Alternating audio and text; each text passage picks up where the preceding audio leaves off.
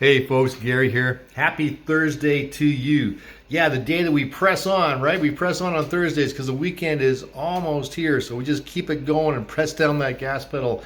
But sometimes it's hard. Sometimes it's hard to press on when you're facing real stiff opposition in things, right? So what do you do when that takes place? Well, we've been reading about the blessings of God in the chapter 5 of Matthew, right? The Beatitudes.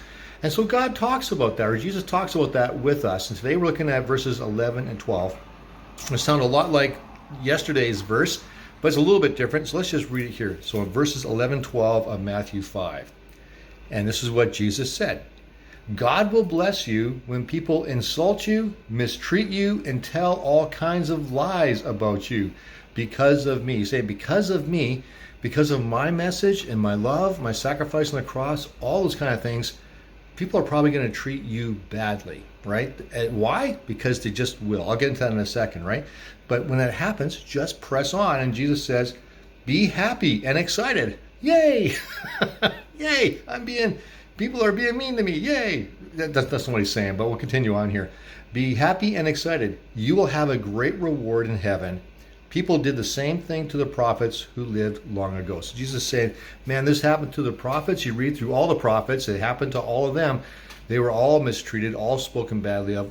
Lots of evil was done to them. And we go all the way back to Genesis, where we have Cain and Abel. And Cain kills Abel. Why? Because God was pleased with Abel, and Cain couldn't handle it.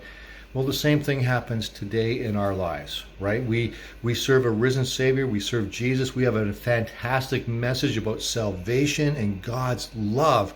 And that's the thing. When you tell people about God's salvation and His love, most of the time that's really well accepted, but sometimes it's not. And the reason why is this. It doesn't fit with the worldview that we have. And so just like for the folks that Jesus is talking to, for them the persecution would come from the Jewish folks first, because their belief in Jesus didn't fit with their religious view. And then it also came from the Romans, because their belief didn't fit with the Romans' worldview. There's something that snaps inside of people. When you don't fit with their worldview, they want to attack you for whatever reason. And it happens. Now, if you're being attacked because you're being a jerk, well, then you're being a jerk. Don't put anything into that. But if you're being attacked because you're showing the love of God to people and being a blessing to people, take it as joy. Right? That God's going to reward you in heaven, but also that you're doing what God's called you to do. And here's one of the keys to it. How do you react? React in the opposite spirit. When people come against you with anger and all that kind of stuff, react with love. React with kindness. Don't react back with the same hate. God's not interested in that at all. React with love and kindness to those who say things about you or mistreat you.